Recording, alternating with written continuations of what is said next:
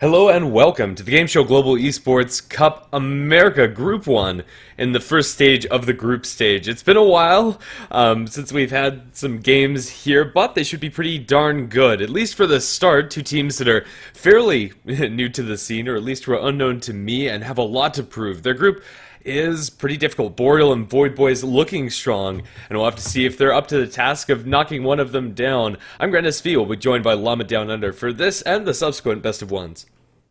Yeah, I feel like not that any of the groups are particularly easy because a lot of the groups I think have well-known teams in them, but it's always rough when you're a completely new team. You just got into this new tournament and you're up against, Boreal who qualified for the majors, Void Boys who's been doing pretty well with their new roster. Not the easiest maybe, but I'm still excited to see what they pull out and hopefully maybe seeing some new things, even though most teams do follow the meta right now. Yeah, absolutely. For now, we're going to see Doom, Darkseer, Isle, Ember Spirit banned out, and then we're going to see a first pick Ogre Magi coming out from Team Wanted. Very powerful hero, Ogre Magi, although to different amounts of success and different minutes of priority, teams will pick him up. And then for Justin, it's going to be a Night Stalker. Yeah, I have to say I do prefer the Night Stalker pick here over Ogre Magi, just maybe for a bit more extra utility when it comes to laning, but Night Stalker Lich, that's a lane. I'm not sure now if this means it's an off-lane Night Stalker instead of the support Night Stalker I've gotten a bit used to, but if it's just off-lane Night Stalker and Lich, that lane is awful to go up against as a safe lane carry. It's so very annoying, and in general, I do like to see the Night Stalker get a little bit more farm priority if you get him in early. Midas in that Aghanim Scepter, taking away all of the ward vision after you have the gem afterwards, is so ridiculous to play up against. And that vision advantage, although, is not necessarily as smashy as maybe some other big teamfight ultimates, makes a huge difference. As far as the side of Team Wanted is concerned, they're going to pick themselves up the Alchemist since they had the second pick and the availability to ban out the Ancient Apparition immediately after the fact. Alch is a very solid choice for them here.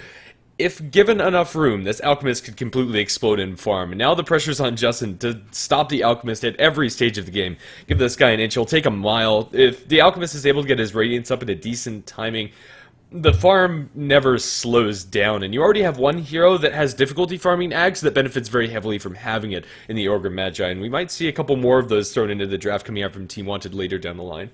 Yeah, I also really like how Team Wanted immediately ban out the AA. I think it makes a lot of sense, and he's a really nice counter to Alchemist, and they have nothing to stop them now, although Justin immediately realizes as well that Dazzle becomes stronger with AA out, so gets rid of that. But yeah, looking pretty normal. I like these picks. I have to say I'm a little bit favored. I know I just talked up the Night Stalker. I really like Alch. And as you said, if you don't shut him down constantly, he takes over your game. So don't know. A lot of picks left to go. Yeah, and although Lich is very good passively in lane, isn't the greatest at roaming into Alchemist Wood, stealing stacks, or threatening kills on the Alchemist. Maybe you even see Justin rotate this Lich to wherever the Alchemist is supposed to be farming, and maybe even run some sort of dual lane mid to make sure the Alchemist's farm, at the very least, is slowed down, and then find other heroes to put pressure on his stacks later down the line. Now, with the Lich Night Stalker presumably as a dueling offlane, Justin, excuse me, have a lot of flexibility with their next couple of picks. Although Lich and Night Stalker tend to be very focused on the early laning stage and early aggression, they can still do a lot. There's so many picks here for them to mow through. But right now, Ogre Magi and Alchemist, fairly beefy heroes. They'll probably want to prioritize burst damage at a pretty high premium. And Queen of Pain would have fit the bill, although there's still more than enough heroes available left that could still fill that void. Yeah, I'm interested to see. I mean, I assume this is an Alch mid. You can put him safe lane as well. He farms up a storm kind of wherever he goes. But, Justin, they have an opportunity here to try to pick a mid laner who can go toe-to-toe with Alch. It's hard because of Acid Spray, but we've seen it before where if you position yourself well outside of the Acid Spray, you can certainly get at least a lot of those denies and some lost hits for yourself, which does hurt the Alch. So I'm wondering if they might be thinking for Justin what exact mid or support for their mid as well they want to deal with Alch. Yeah, Windranger could be a perfectly fine option for their mid lane Team Justin. It's hardly ever a game where you think that Windranger is going to be a bad pick. She always offers a good amount, even if she's behind, still has some tools to contribute inside the team fights, and when she's ahead, her damage output is ridiculous once you get Ags plus a damage item. Yeah, and it's certainly something Where as long as you catch him when he's not in that chemical rage, Alk doesn't have good stats gain because of Grievel's greed. He doesn't have good stats gain. He starts with reasonable armor, but his growth isn't extreme. So he's not someone who's going to be naturally tanky. He relies a lot on that chemical rage. And Yeah. Lion, nice lockdown.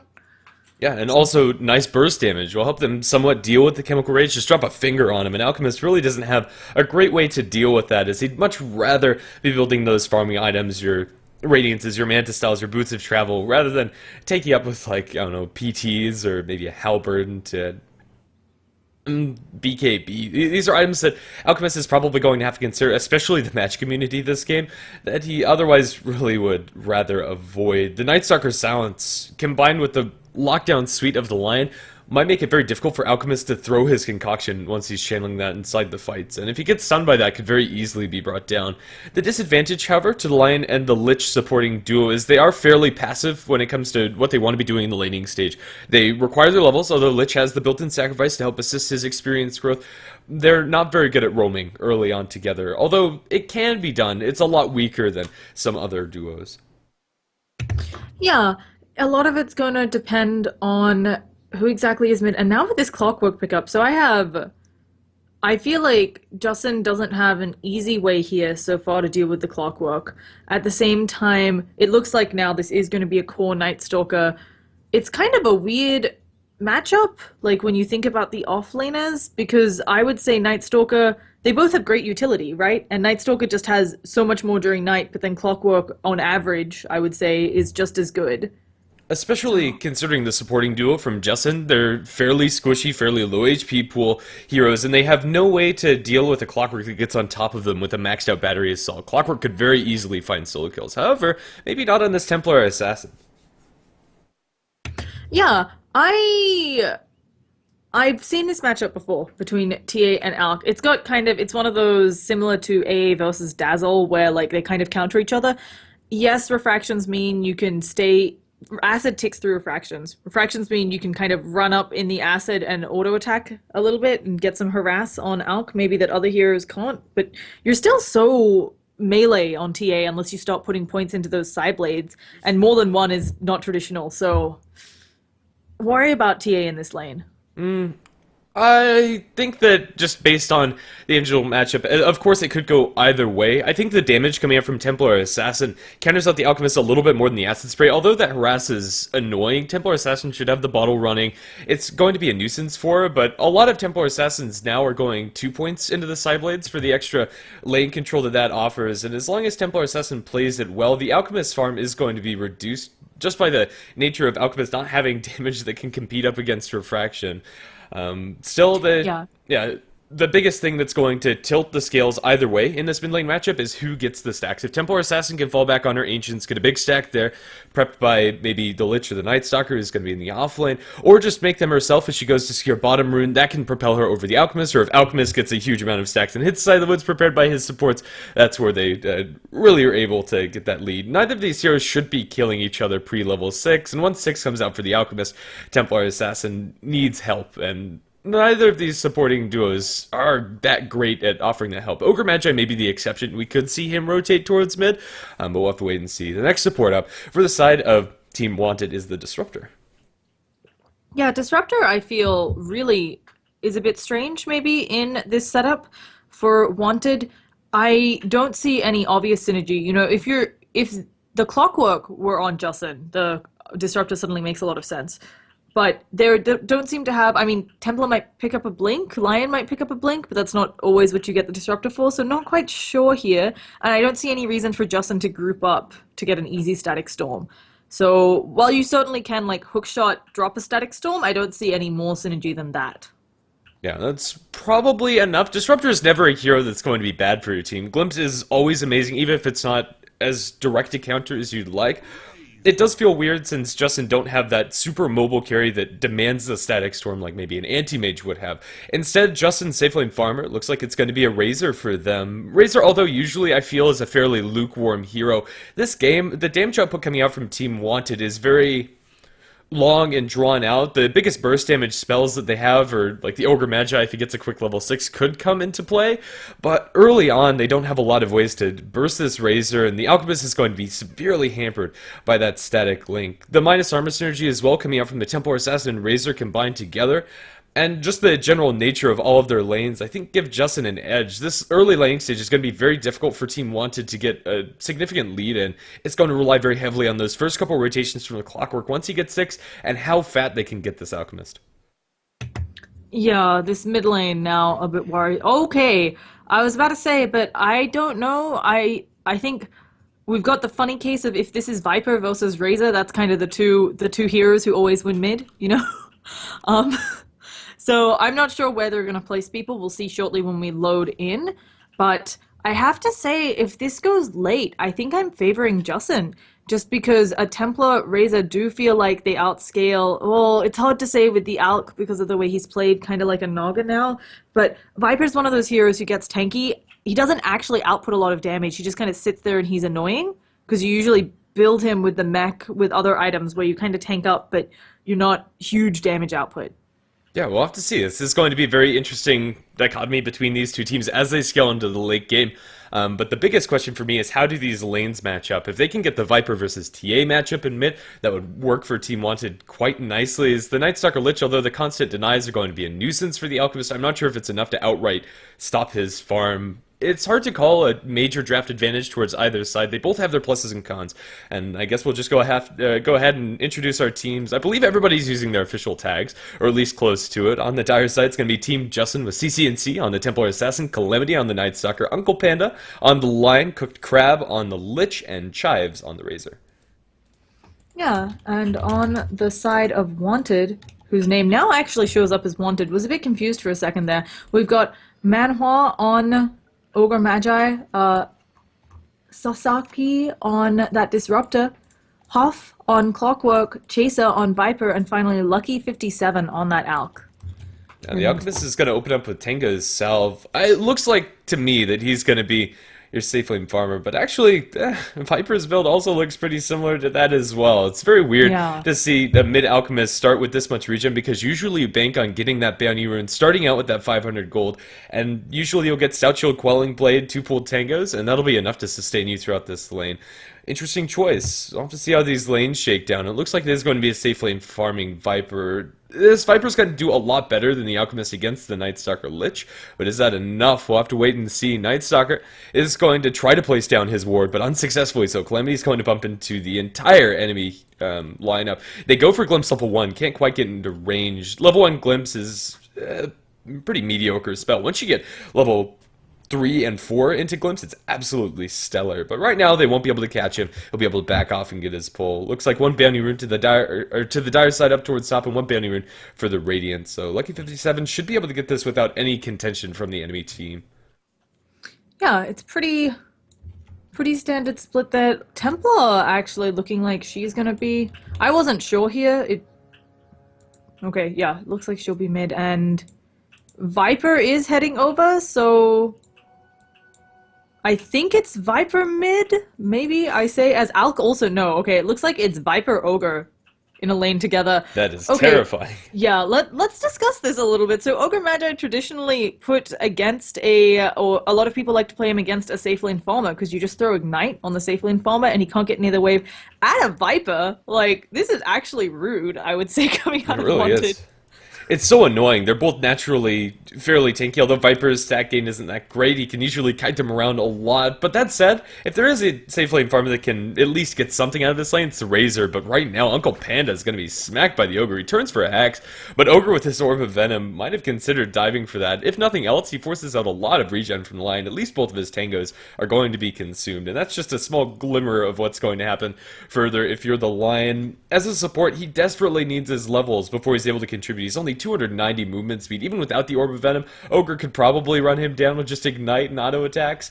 And yeah, Chives is not going to have a fun time. Trading hits, the poison attack run down, the double slows. Chives moving at 230 movement speed with poison attack and Orb of Venom, and it doesn't really seem like it's getting much better. The trade-off, however, is the fact that Justin are able to put a lot of pressure down towards bottom, but they're pressuring a safe lane Clockwork. Although this is going to be annoying for Hoff, as long as he finds his level 6 in reasonable time, he doesn't need farm. But Dire is still getting a good amount of farm on this Templar Assassin. Disruptor being here isn't going to stop her from farming, and this is really the way that Justin needs to make up for the fact that top lane is going pretty poorly, is by getting this Templar Assassin huge. She could snowball this game if given the room, but finding that room is really difficult. One of the disadvantages of going for these dual lanes is the fact that rotations are a lot harder. Yeah, it also nerfs up the dual lane, sending them up top, although we see Disruptor already kind of getting ready to pull. It usually means you don't get as much out of the jungle. So the Radiant actually have unwanted Disruptor doing some pulls. The Dire might have lower economy coming out of Templar Assassin, depending on how they utilize Uncle Panda on that Lion. Since he's kind of trying to pull, he's kind of trying to make sure that his Razor doesn't die. At least the Templar Assassin is able to secure herself the Ancient stacks whenever she goes down to the bottom rune. As you walk down for the runes on the even minutes, you stack that up, pick up the rune for yourself, and you're just fine. 13-4 compared to 4-1 on the Alchemist. The damage advantage from Templar Assassin is really showing its true colors here. Although the constant harass is a nuisance, Lucky 57's farming significantly less than what he'd like to, and is going to have to fall back on Disruptor's stacks. Lion's going to make a rotation under smoke down towards bottom. This is such an awkward movement coming up from Uncle Panda. He's only level 1, but since it is so surprising, maybe it'll just work out. They're gonna look for first blood on the Hoff, hexing him up. The beatdown onto this Clockwork isn't enough to get him killed. He's stuck inside the cogs with the Night Stalker. Uncle Panda draws first blood. A lot of gold in this line is going to be very important. Getting boots on the line will help him. In lane a lot in general is a great move for them in lane. Yeah, Templar Assassin posting very aggressively up on this Alchemist, but he has a haste rune, going to take a lot of damage inside that Acid Spray. Lucky running circles around her CCNC. Shouldn't die, has Refraction up, and is going to be just fine. But still, that was an interesting exchange, to say the least. Very Benihana. I think with the Lions rotation... Chives. Oh, yeah. We've got weird stuff going on top. Actually, Chives may go down, but now it's Manhwa. He's going to take too many tower shots. You might have a million armor, but I think Chives will eventually fall. No, Viper decides not to go for it, and Razor's going to get out. Okay, I really thought a Chaser would go for it, even if he died, just kind of to finish off the dive, but I think this probably better for both sides. And the other thing I was going to say is, even though the Lions rotation was kind of awkward, I really like those early plays. You know, maybe you're getting nothing out of your lane. Find somewhere where you can get it done, even if you have to turn it into a 3v1.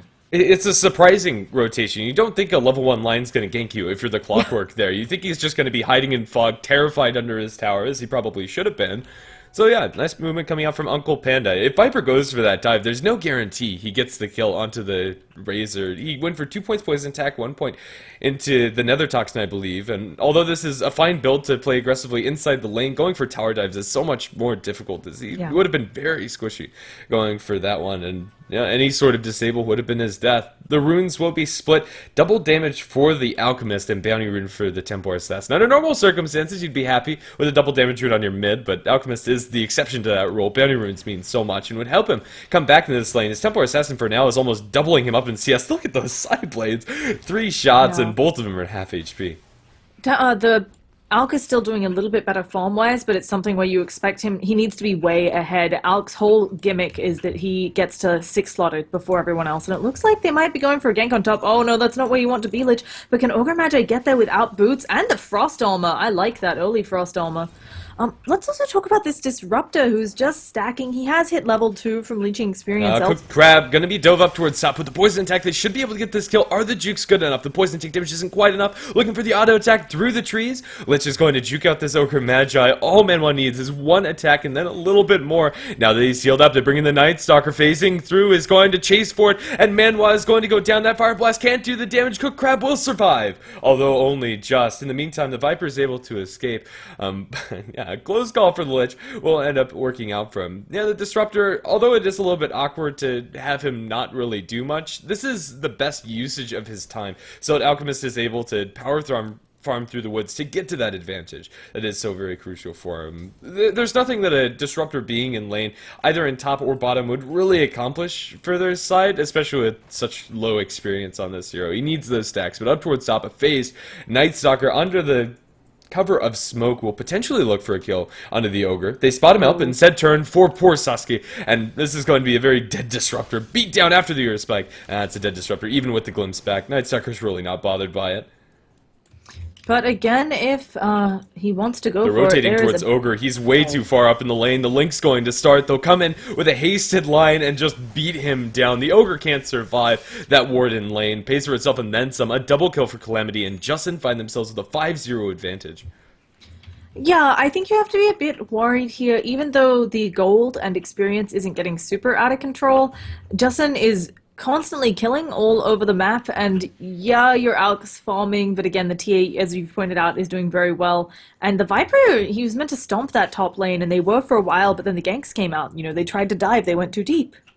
Yeah, Viper himself didn't die, but a Viper that's not getting an advantage is actively falling behind. And now this is going to be a quad stack in Ancients for the Templar Assassin. That should be on the money with the timing window for it. And she's going to be able to at least keep even with the acceleration that comes from Grievel's Greed.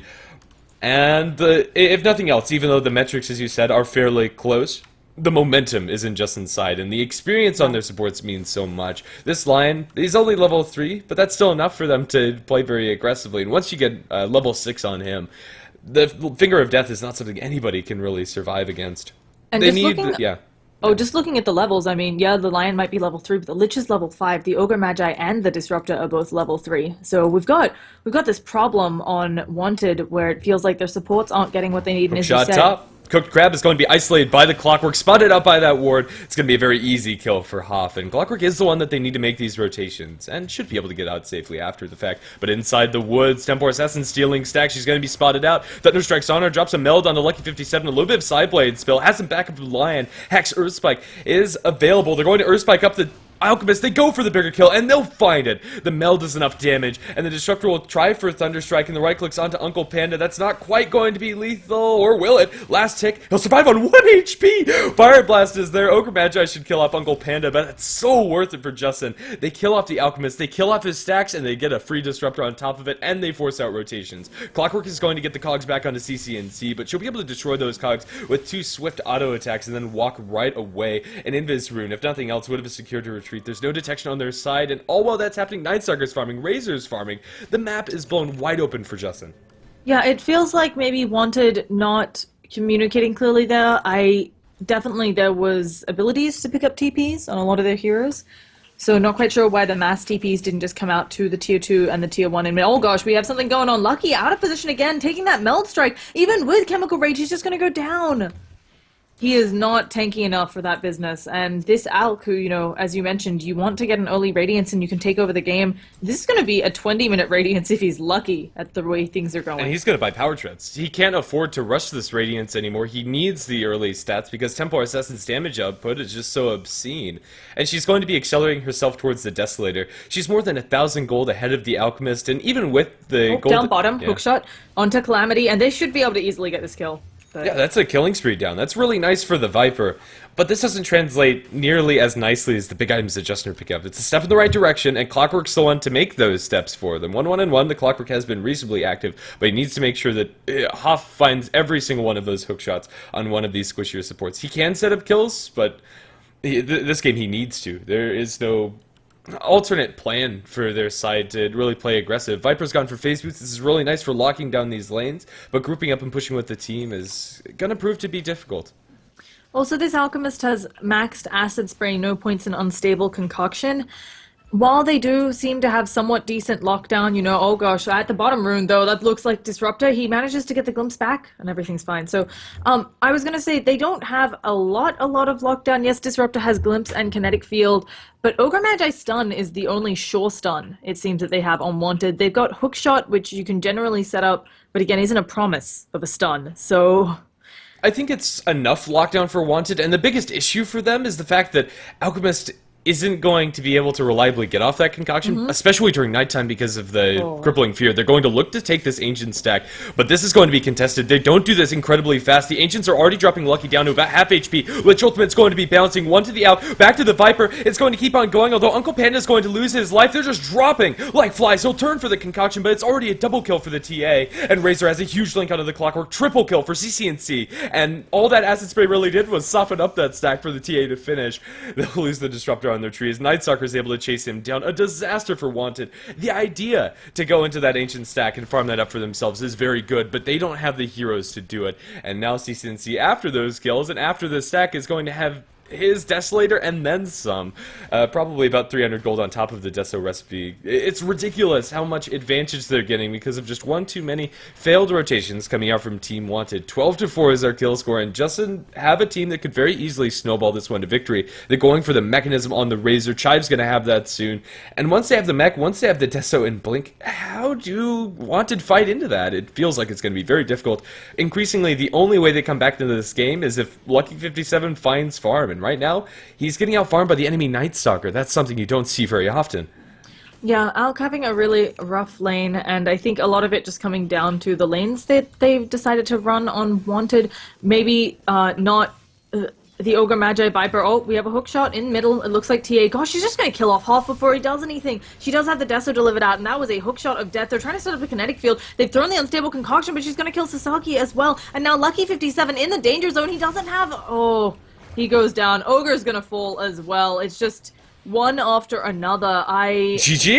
Yeah. I don't really blame them. Like, they were feeling so desperate when they were going for that move. I think that was just gross. I think Justin would have been able to have been held off for a little while longer. I think Wanted had a chance to come back in the game, but it looked so hard for them, and it looks like Team Wanted didn't want to expend the effort. 16-4 is our kill score, and that game, it took longer for us to get into the lobby because of Reborn issues than we actually got to see game time. That was disgusting. Sometimes that happens, I think, right? You knew that your lineup for Wanted, it didn't have a lot of good, easy wave clear, so even if they were holding inside of their base, it would be difficult for them. They've got, what, Acid Spray Ignite to kill creeps, and that takes a long time. So I can understand saying, look, we've had bad rotations, let's just go to next.